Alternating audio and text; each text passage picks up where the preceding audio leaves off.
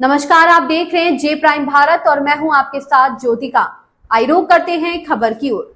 कानपुर में इंडिया गठबंधन के संसदीय प्रत्याशी आलोक मिश्रा ने शनिवार को कानपुर कलेक्ट्रेट पहुंचकर अपने प्रस्तावकों के साथ नामांकन का पर्चा भर दिया। लेकिन देखा जाए तो जहां एक और बीजेपी के प्रत्याशी रमेश अवस्थी ने जनसभा करके जुलूस निकालकर नामांकन कराया, वहीं कांग्रेस से इंडिया गठबंधन के उम्मीदवार आलोक मिश्रा ने बहुत ही शांतिपूर्ण तरीके से नामांकन कराया। मीडिया से बातचीत करते हुए आलोक मिश्रा ने कहा कि अब की बार 400 पार का नारा लेकर बीजेपी मैदान में उतरी है। वो केवल महंगाई को बढ़ाएगी, तेल 200 है और वो 400 पार होगा, पेट्रोल 4 पार होगा और कुछ ना होगा। आलोक मिश्रा ने कहा, पिछली बार भी बीजेपी के सांसद रहे लेकिन विकास कार्य कुछ भी नहीं हुआ। वहीं उत्तर प्रदेश के डिप्टी सीएम के जमानत बचाने को लेकर आलोक मिश्रा ने कहा कि जमानत बीजेपी उनकी जब्त होगी। मेरी जर्नी तो काफ़ी पहले शुरू हुई थी सीएमएस के माध्यम से ही। तो मैंने अपनी बेसिक स्कूलिंग की है सीएमएस अलीगंज सेक्टरों से 15 साल, आई थिंक 1999 से 2014। उसके बाद मैंने बीटेक एमटेक डुअल डिग्री किया है आईआईटी कानपुर से इलेक्ट्रिकल इंजीनियरिंग में। उसके बाद मैंने गोल्डमैन सैक्स में नौकरी की है, जैसा कि बता रहे थे पापा भी। और उसके बाद मैंने यूपीएससी में 3 अटैम्प्ट दिए हैं, जिसमें तीसरे अटैम्प्ट में मेरा ऑल इंडिया रैंक 1 आया है। इस पूरी जर्नी में ही मैं कहूँगा कि मेरे पेरेंट्स का और मेरे स्कूल का बहुत बड़ा योगदान रहा है, न सिर्फ मेरी पर्सनैलिटी को शेप करने में, बल्कि मुझे उस रास्ते पर ले जाने में भी, जिस रास्ते पे चल के मैं आज यहाँ तक पहुँच पाया हूँ। सर, इस वक्त काफ़ी इमोशनल नज़र आ रहे हैं आप स्कूल आकर। जी मैम, डेफिनेटली मेमोरीज़ हैं स्कूल से काफ़ी सारी, और इतना सारा ऑनर पा करके उस स्कूल से जिससे मैंने पढ़ाई की है, डेफिनेटली बहुत अच्छा लग रहा है मुझे। सर, मेरा एक सवाल और, पूरी तैयारी के दौरान आपने किन चीज़ों को सैक्रिफाइस किया, किन चीज़ों को त्यागा? मैम पहला तो मैं कहूँगा टाइम, डेफिनेटली, क्योंकि ये एग्ज़ाम टाइम बहुत ज़्यादा मांगता है। तो टाइम से रिलेटेड जो भी चीज़ें आप और कर सकते थे वो सेक्रीफाइस करनी पड़ती हैं। और उसके अलावा मैं कहूँगा कि मुझे क्रिकेट खेलने का बहुत शौक़ था, तो वो भी बंद हो गया था काफ़ी समय तक। बट मैं पूरी तरह से कट ऑफ नहीं हुआ था, लाइक सोशल मीडिया में चलाता ही था। मेरे को डायनासोर्स के बारे में पढ़ना पसंद था, तो वो मैं करता ही था। तो इस तरह के कुछ सेक्रीफाइसेस थे और कुछ चीज़ें मैंने कंटिन्यू की, जो कि आगे चल के मेरे को इवन इंटरव्यू में भी काम आई। Aditya, what will you do for the country now that you have achieved this position? What exactly are your priorities? What do you plan to do? And which cadre are you getting? Ma'am, so addressing the second question first, currently cadres are not out yet, but I've opted as UP as my first preference, and I'm hoping to get that.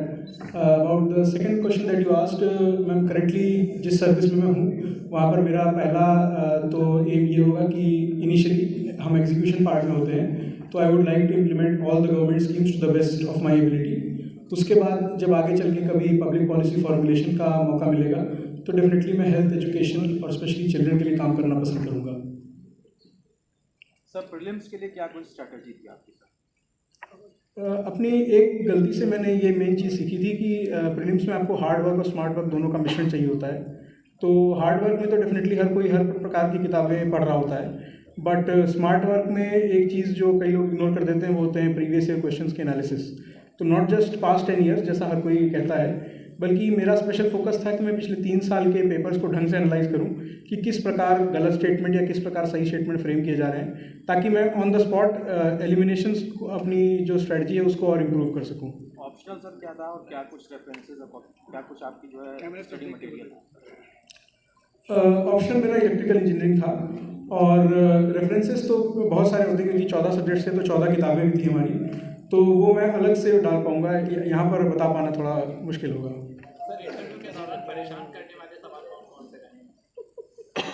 परेशान करने वाले सवाल exactly नहीं कहे जाएंगे, क्योंकि वहाँ पर काफ़ी कॉर्डियल एटमोसफियर होता है। कुछ सवाल डेफिनेटली होते हैं जो आपको आते नहीं होते हैं, जैसे कि इस बार भी मेरे से एक ललिता कुमारी जजमेंट पूछा गया था, जो कि उनको एक्सपेक्टेड था कि मुझे पता होना चाहिए, बट मुझे उस टाइम ध्यान नहीं आ रहा था। तो इस तरह के कुछ क्वेश्चंस डेफिनेटली होते हैं। बाकी it's all about testing your presence of mind. Aditya, what message will you deliver to those struggling students who are coming into the UPSC exams? मैं ये कहना चाहूँगा कि डेफिनेटली 2 चीज़ों का खास ध्यान रखें। पहला कि ये एग्ज़ाम डेफिनेटली आपका परसिवेरेंस ही चेक करता है, तो जो भी आपकी असफलता है उससे परेशान नहीं होना है। इवन मैं अपना एग्जांपल देके कहूँ तो पहली बार मुझे भी असफलता ही प्राप्त हुई थी, बट उस समय इम्पॉर्टेंट रहता है कि आप अपने मिस्टेक्स से सीखें और उनको कैसे दूर कर सकते हैं, इस पर ध्यान दें। कई साल लग जाते हैं, इवन फर्स्ट अटेम्प्ट में करने वालों को भी 2 साल तो लगता ही है। तो उस कंसिस्टेंसी के लिए वो सेल्फ मोटिवेशन ज़रूरी है। सर इसी से जुड़ा सवाल है, किस चीज़ ने आपको इतना मोटिवेटेड रखा है? आई वुड से डेफिनेटली मेरे पेरेंट्स, मेरी फैमिली का सपोर्ट ज़रूरी था उन पूरे 3-4 साल की जो मेरी जर्नी रही उस दौरान। और उसके अलावा एक मोटिवेशन ये भी था कि मुझे पता था कि मैं कुछ गलतियां कर रहा हूं और उनको सुधारने का मुझ में एक अंदर से ही आता था कि मुझे ये गलतियां दोबारा रिपीट नहीं करनी है, और उसके कारण मैं प्रोग्रेस कर पाया। सर आपका आइडियल कौन है? मेरे आइडियल एक्चुअली एक रिलेटिव हैं, विनोद नाना कहता हूँ मैं उनको अपना आइडियल माना हूँ बचपन से ही। सर तैयारी के दौरान सोशल मीडिया का क्या प्रभाव रहा है? क्या डिस्ट्रैक्शन पैदा किया या फिर उससे मदद मिली? मैं तो कहूँगा एग्जैक्टली मेरे पर्टिकुलर केस में डिस्ट्रैक्शन की तरह कम काम किया उसने। इस तरह के रिगरस शेड्यूल में जिसमें हम पढ़ाई करते हैं, वहाँ पर डेफिनेटली अगर आप सिर्फ पढ़ाई करेंगे तो बर्नआउट काफ़ी जल्दी हो जाएंगे। तो सोशल मीडिया और बाकी जो मेरे माध्यम थे उनसे डेफिनेटली मेरे को एक लेट गो मिलता था कि थोड़ा टाइम मेरे को सुकून मिलता था, तो फिर मैं दोबारा से रिचार्ज होकर के पढ़ाई कर पाता था। सर एक एथिक्स का पेपर जुड़ा है, आप सीएमएस के स्टूडेंट हैं, आपको क्या क्या सहयोग मिला? जी डेफिनेटली मैं कहूँगा कि एथिक्स का पेपर ऐसा है जो आपकी इंटरनल वैल्यूज़ को ही चेक करता है, और लेट श्री जगदीश गांधी जी का काफ़ी फोकस था हमारे वैल्यू सिस्टम को इम्प्रूव करने में। तो इवन मेरे को याद नहीं आ रहा एग्जैक्टली किस पेपर मैंने लिखा था, बट वो जो गांधी जी सिखाया करते थे कि कैसे बल्ब से जुड़ा हुआ इंसान, बल्ब जब जल जाता है जब इंसान जुड़ा होता है भगवान से, और अगर भगवान से कट जाए तो वो बल्ब भी बुझ जाता है। वो वाला जो स्पीच था गांधी जी का, वो मैंने कहीं पर इस्तेमाल किया था। You did not take coaching. You went in for self-study, which is very rare. So, what made you go in only for self-study and not coaching?